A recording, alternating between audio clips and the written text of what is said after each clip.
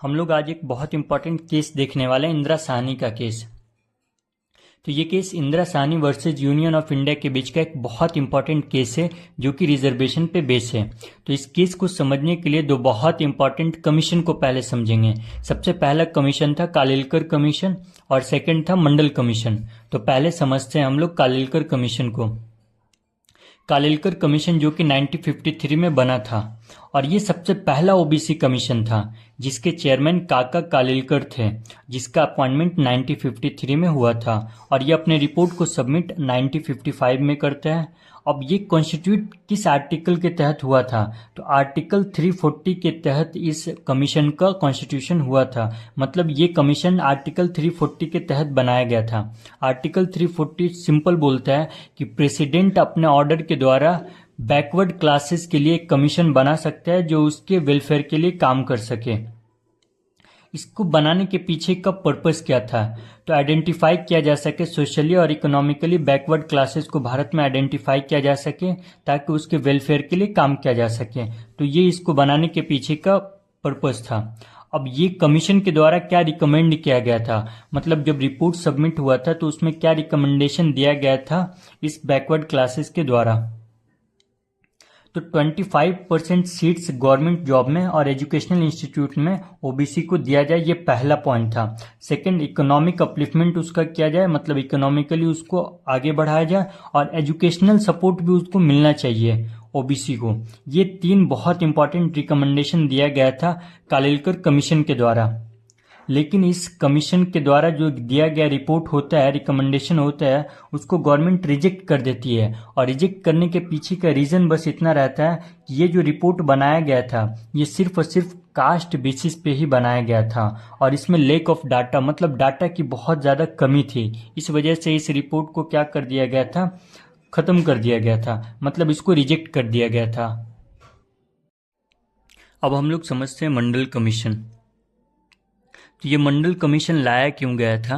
तो कालेलकर कमीशन के द्वारा जो रिपोर्ट सबमिट किया गया था तो वो रिपोर्ट को गवर्नमेंट रिजेक्ट कर देती है। रिजेक्ट करने के पीछे का रीज़न बस इतना रहता है कि वो जो कालेलकर कमीशन के द्वारा रिपोर्ट बनाया गया था वो सिर्फ और सिर्फ कास्ट बेसिस पे बनाया गया था और इन्फॉर्मेशन का बहुत ज़्यादा कमी था, जिस वजह से उस रिपोर्ट को गवर्नमेंट रिजेक्ट कर देती है, जिसके वजह से सेकेंड कमीशन को लाया जाता है। तो ये सेकंड कमीशन मंडल कमीशन था जो कि 1978 में लाया गया था। तो ये सेकंड ओबीसी कमीशन था जो कि मोरारजी देसाई गवर्नमेंट के द्वारा लाया गया था। इसके चेयरमैन बीपी मंडल थे और इसका अपॉइंटमेंट 1978 में हुआ था और ये अपने रिपोर्ट को सबमिट 1980 में करती है। इसके पीछे का भी ऑब्जेक्टिव सेम ही रहता है कि ओबीसी के कंडीशन को इन्वेस्टिगेट किया जा सके ताकि गवर्नमेंट उसके वेलफेयर के लिए काम कर सके। तो रिकमेंडेशन क्या आता है इस मंडल कमीशन के द्वारा? तो मंडल कमीशन सबसे पहले जो प्रिपेयर करती है रिपोर्ट, उसके तहत वो क्या देखती है कि भारत में वो जो बैकवर्ड क्लासेज है वो 3743 बैकवर्ड कास्ट है भारत में, जो कि भारत की कुल आबादी का 52% हो रहा था, जिसके तहत वो ये रिकमेंडेशन देती है कि 27% रिजर्वेशन देना चाहिए बैकवर्ड क्लासेस को गवर्नमेंट जॉब और पब्लिक एजुकेशन में। तो ये उसके द्वारा रिकमेंडेशन दिया गया था। लेकिन 1981 में क्या होता है ना कि गवर्नमेंट चेंज हो जाता है और कांग्रेस का गवर्नमेंट आ जाता है, जिसकी वजह से ये इसका रिपोर्ट जो होता है वो इम्प्लीमेंट नहीं हो पाता है। तो फिर 1980 से लेकर 1989 तक कांग्रेस की ही गवर्नमेंट रहती है, जिसकी वजह से ये रिपोर्ट जो होता है मतलब इम्प्लीमेंट नहीं हो पाता है। ये जो रिपोर्ट के द्वारा रिकमेंडेशन दिया गया था ये इम्प्लीमेंट नहीं हो पाता है। फिर 1990 में बीपी सिंह का गवर्नमेंट आती है, ये इस चीज़ को इम्प्लीमेंट कर देती है कि 27% रिजर्वेशन ओबीसी के लिए मंडल कमीशन के द्वारा जो रिकमेंडेशन दिया गया था 27% रिजर्वेशन ओबीसी के लिए, इसको वो इम्प्लीमेंट कर देती है। लेकिन जैसे ही इम्प्लीमेंट करती है बहुत ज़्यादा प्रोटेस्ट होने लगता है और इतना ज़्यादा प्रोटेस्ट होने लगता है कि गवर्नमेंट को रिज़ाइन देना पड़ जाता है और ये गवर्नमेंट इसमें रिज़ाइन दे देती है।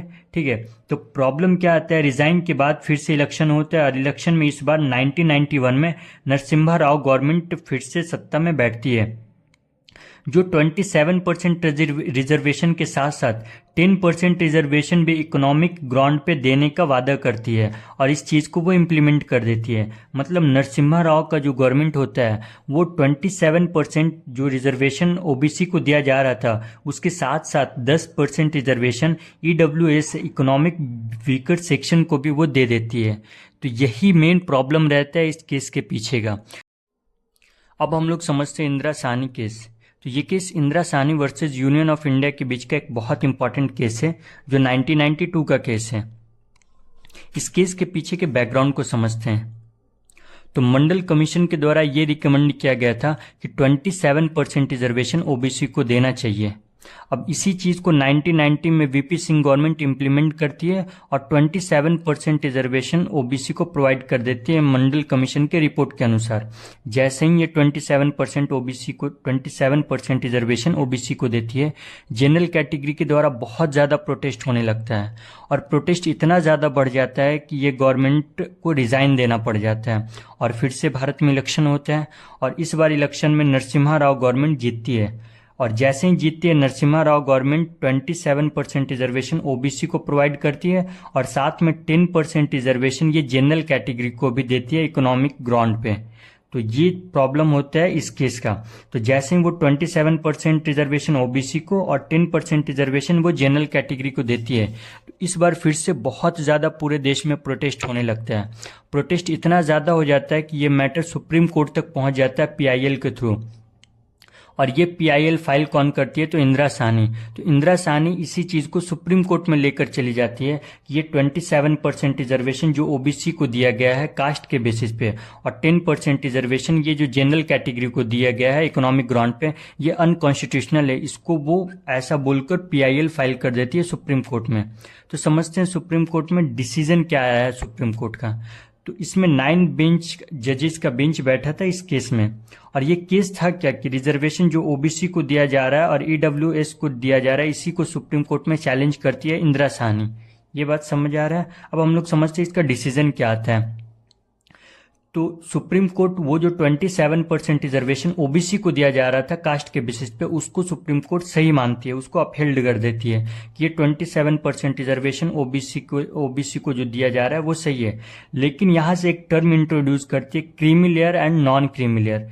क्रीमी लेयर का मतलब है वो जो एडवांस क्लास ओबीसी में है जिसके पास सफिशिएंट अमाउंट ऑफ इनकम आ रहा है उसको रिजर्वेशन से दूर रखना है और वो जो सच में एक्चुअल जो रिजर्वेशन के लायक है उसको रिजर्वेशन देना चाहिए। मतलब एडवांस क्लास जो अमीर लोग हैं ओबीसी के अंदर उसको रिजर्वेशन नहीं देना चाहिए। ये एक टर्म ऐड करती है सुप्रीम कोर्ट। और सेकंड पॉइंट में बोलती है वो जो 10% रिजर्वेशन ईडब्ल्यूएस को इकोनॉमिक बेसिस पे दिया जा रहा था इसको वो अनकॉन्स्टिट्यूशनल मानकर रिजेक्ट कर देती है। और थर्ड पॉइंट क्या बोलती है कि टोटल रिजर्वेशन कभी भी 50% से ज़्यादा नहीं होना चाहिए। टोटल रिजर्वेशन 50% से ज़्यादा नहीं होना चाहिए का मतलब अगर एक कोई जाति है उसको 10% दिया जा रहा है, दूसरे को 27 दिया जा रहा है, अगले को 30% दिया जा रहा है, तो ये अनकॉन्स्टिट्यूशनल हो जाएगा क्योंकि टोटल लिमिट 50% पार कर जा रहा है। तो कभी भी सीलिंग लिमिट 50% से ज़्यादा नहीं होना चाहिए। तो यहाँ नेक्स्ट पॉइंट था no reservation in promotion. Promotion में कोई भी रिजर्वेशन नहीं होगा। इसको पार्लियामेंट बाद में 77th कॉन्स्टिट्यूशनल अमेंडमेंट 1995 के द्वारा चेंज कर देती है।